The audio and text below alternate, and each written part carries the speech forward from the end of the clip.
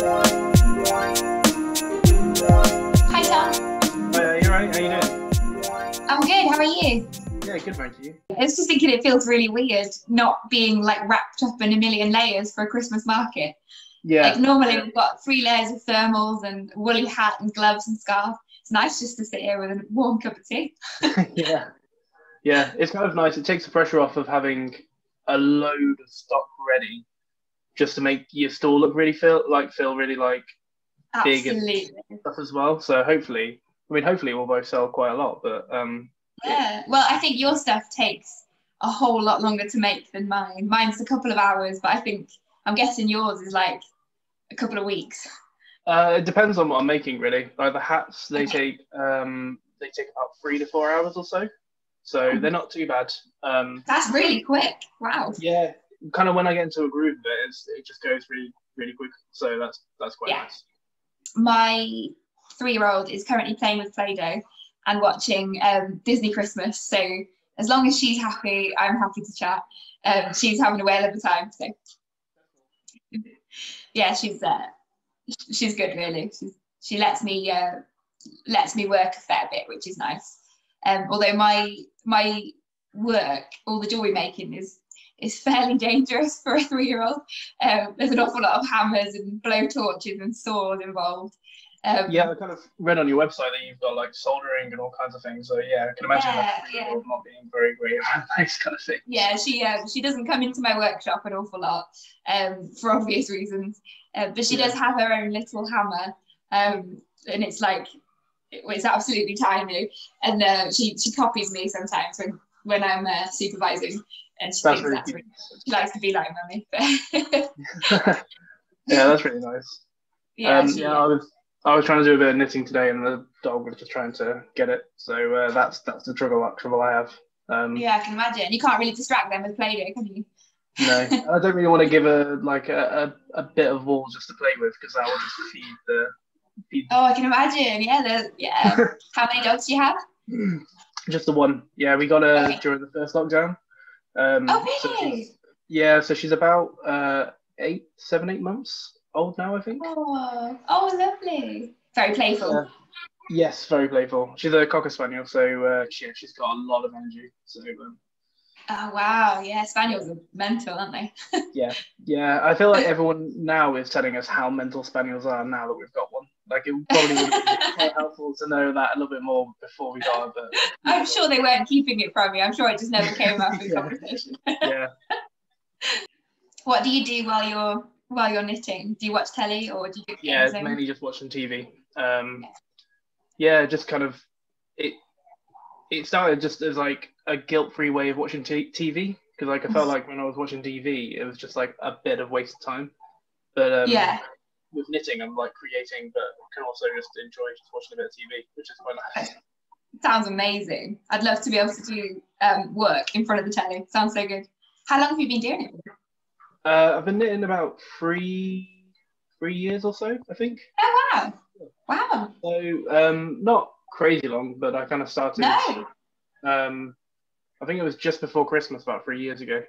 And I've done 2 Christmas markets. This would be my 3rd.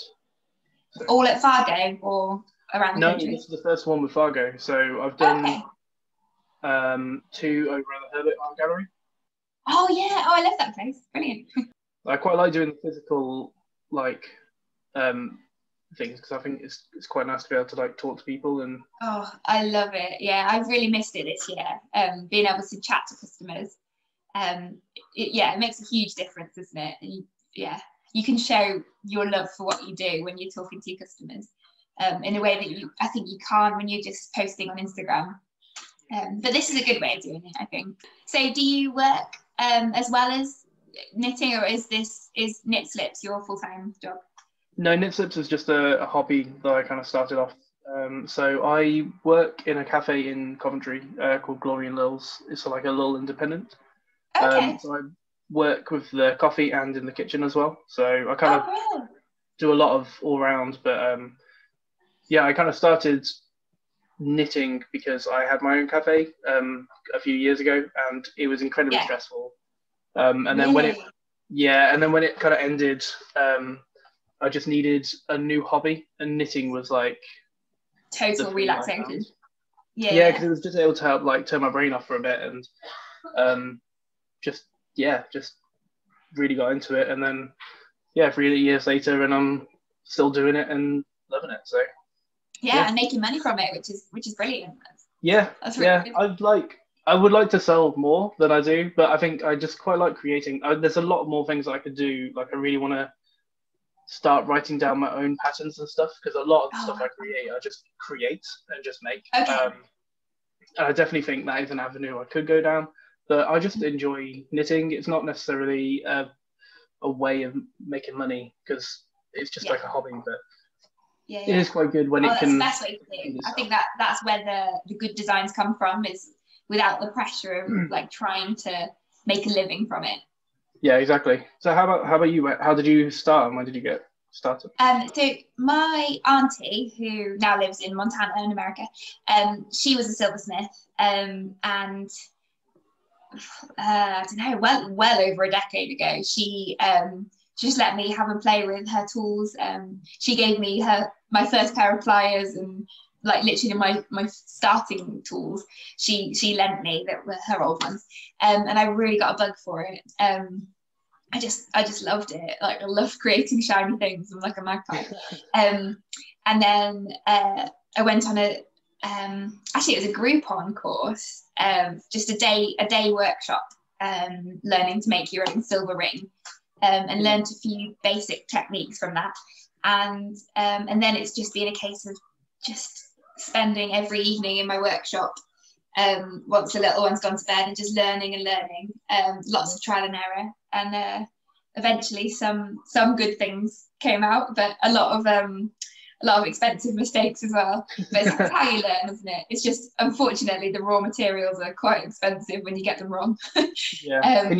Can you like melt it down again and like restart? That's the good thing about working with silver and gold, actually, is you can melt it down and roll it out and go again as many times as you like, and it doesn't damage the metal really.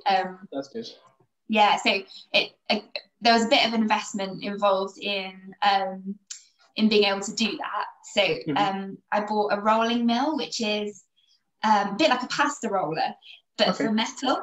And they're a big piece of equipment and quite expensive. So that was a big turning point for my business, because when I was able to invest in that, it meant I could recycle silver and go again and go again. And that makes it more eco-friendly and far more sustainable, but also helps me to put right when I make a mistake. So that's been a real game changer. I guess it gives you the freedom to like experiment a little bit more as well, because then you know that if it doesn't quite work out, you can kind of start again and work out. Definitely. And make it it takes the pressure off. It's not like you got one chance to get it right kind of thing. Although working with gemstones is another matter, because you have just got one chance on that, and if you're setting a stone and then you're a bit heavy-handed and crack it, then there's no fixing it. It's lost forever. So that's a little bit more scary, but So do you do this full-time then? Is this your full-time work, or? It's my only job. So I'm at home with my little one at the moment, and this is supposed to just be a part-time job, but as you know, around Christmas it ends up being far more full-time, like good 40 hours a week at the moment, just squeezing it in where I can, lots of late nights and things. But before my daughter was born, I worked as well, and this was just in the evenings. But it has grown since then. It's quite busy. Amazing. Now. That's cool. So have you got your own workshop in your house, or? I do. It's my garage, actually. Nice. We've been any of my Instagram followers will see. We've been converting the garage since we moved in February, and it's been quite a slow process. I think it's been the slowest conversion ever. But we're at the stage of plasterboard now, which is really nice. Nice. And I'm looking forward to painting it. Just got to try and choose the right colour. But it's so lovely to have a space to work. Have you got a workshop, or do you just set up as and when? No, me and my partner moved out, and we've been in this apartment for nearly two years in April. So it's just kind of nice being able to have our own space. But the apartment's relatively small. We've got an upstairs and a downstairs. But Okay. yeah, one day it would be nice to move into a place that's got a spare room that could be like our room. Because my partner likes to draw and paint as well, so it would be nice. Oh, really?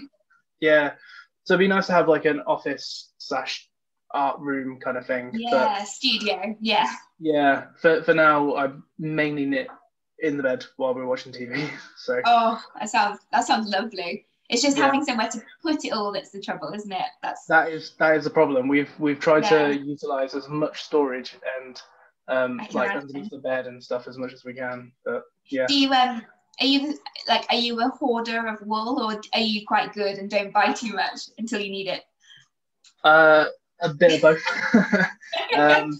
There's moments like I just did some deliveries for work, so I had just a little bit of extra money, and ended up buying a sock kit because I've wanted to make socks for like such a long time that it's something that looks really intimidating. So I thought, well, bugger it, I'll just buy a kit. So I did. Yeah, and I know that I should like I've made quite a few hats now for the market, so hopefully I'll sell them all. But if I do need to make more, I think I'm going to buy a hat. That's what I'm going to buy. I think. Awesome, cool. Yeah, I've noticed that on my Instagram, I've got a lot of people have things in baskets. So I'm guessing people are going to wait for the weekend. But yeah, I hope so. Yeah. Yeah, I hope so as well. I had a random like flurry of orders the other day because I also make dog biscuits as well on the side. Oh, okay. Since we got our little puppy, I quite like because I was a chef for years, so I quite like making homemade natural stuff for her as well. Oh, brilliant. So I've made some like Christmassy style dog biscuits, and lovely. Yeah, they're like are they Christmassy in flavour or Christmassy in like shape or flavour and kind of shape as well. They're cranberry, cinnamon, ginger, and they've got like a little bit of pumpkin seed as well. So they're kind of like the green of the pumpkin seed and the red of the cranberry, so they look kind of Christmassy. They're in little star shapes. That's such a good idea. I've never heard of Christmassy dog biscuits before. That's really cool. Yeah, I bought a couple of like cookie dog books just because that's what I do, and then kind of worked out the basics of like what's good, and then I just like to do research of like what works, and like all the biscuits that I've made pretty much I've tried, and they taste pretty good apart from this like. There's no sugar or no salt in them, so they're a bit bland. But yeah, like they've like for example, the ginger has got kind of calming properties to it. So really? if we can like go and kind of like deliver presents to our families and stuff, it's good for her in the car. So it kind of helps with like motion sickness. Oh, that's amazing! Wow. Yeah, so I try and make them healthy and try and look into the health benefits as well as just being really like tasty. So brilliant. I bet they'll be really popular in the market because that's absolutely brilliant idea. I love your knitted jumpers. I think they're amazing. I've not seen any really that look like that. They're really cool. I love the sleeves. Thank you. Yeah, the sleeves are amazing. I really wanted to do something a little bit different and just play around with new patterns that I've kind of learned and stuff. Hopefully you sell lots of jumpers this weekend. That'll be the goal, won't it? I mean, I've got some of the ones that are one-offs that are ready to go that I could just ship off straight away, and then I've got anything else that is like custom or anything that'll be after Christmas because of course, you couldn't do a jumper before Christmas. They're the things that take quite a while, but. Are you always tempted once you've made the jumper to keep it? Yeah, there's a couple that I haven't put on my on Etsy or anything. Like really? Yeah, there's a really nice grey and white one that I was like tempted with. I don't know if I saved it or not. But that's it. If it doesn't sell over the weekend, then it's a sign that I've got to keep it. I think that's fair. Yeah. Yeah, I make myself pretty much one of everything. Because you gotta test it, haven't you? You gotta make sure. gotta make sure it stands up to wear and tear. Yeah. So how do you make them to order, or how do you kind of do it? Because I guess like everyone's figures are different. So usually for the rest of the year, it's all made to order. So I can usually get orders out the door between 2 and 3 days. It's pretty fast turnaround. Wow, I put probably a bit too much stress on myself by doing that, but I think they like it because they know if they've got a last minute gift, they can go to me and I'll get it to them in time. So that's kind of one of my selling points, really. But for this market, I'm actually just doing stuff that's already made. So it's been a really, really hectic few weeks. Just like a couple of hours sleep and surviving on toast, just trying to get everyone's orders out the door. So I closed my shop temporarily on Tuesday, just so that I could catch up with all the orders. And then my stall, so this behind me and a bit more that I'm still working on now, that's pretty much what's available. And then I can just pack it up straight away and post it, and it'll arrive before Christmas then.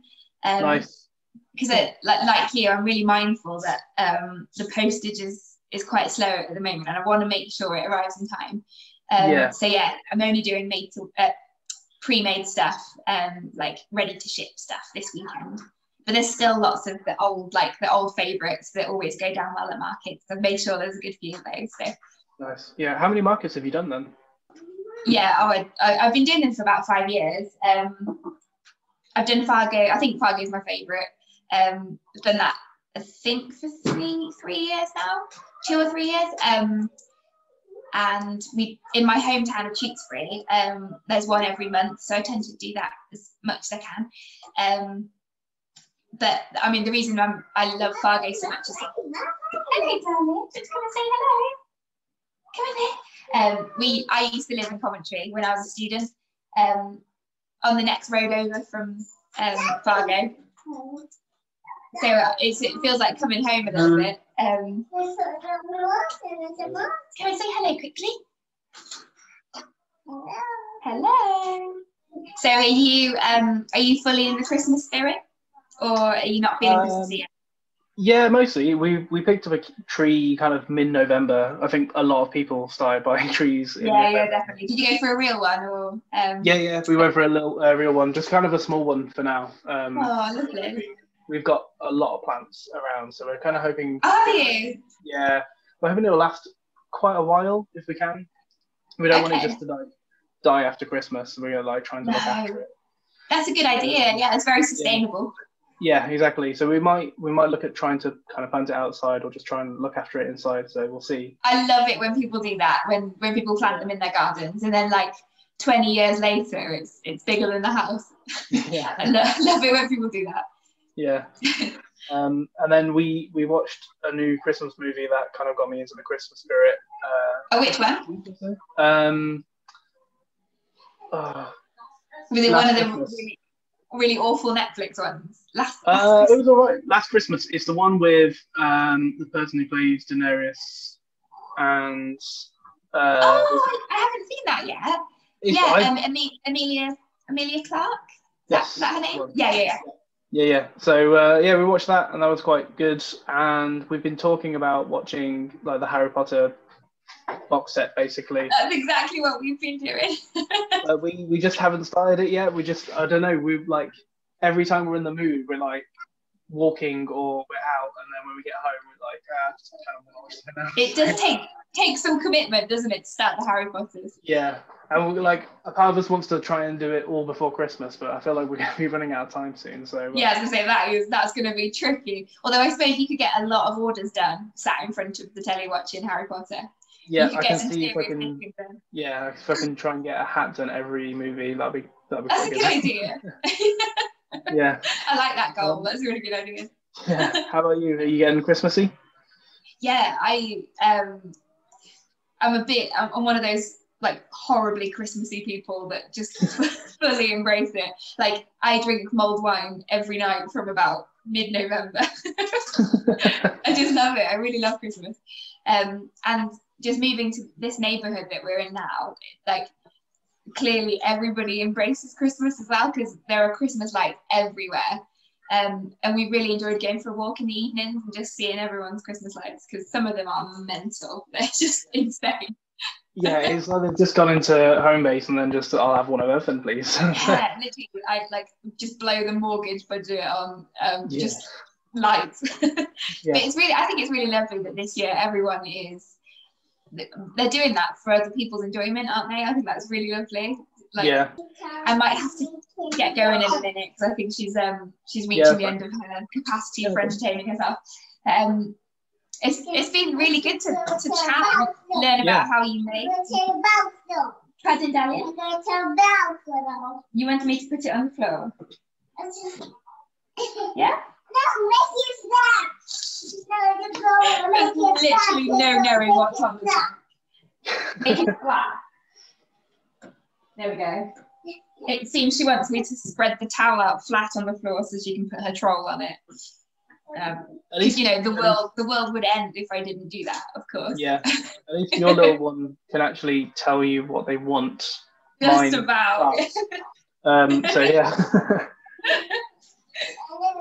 Cool. Well, I look forward to buying a hat from you, and possibly some Christmassy dog biscuits as well.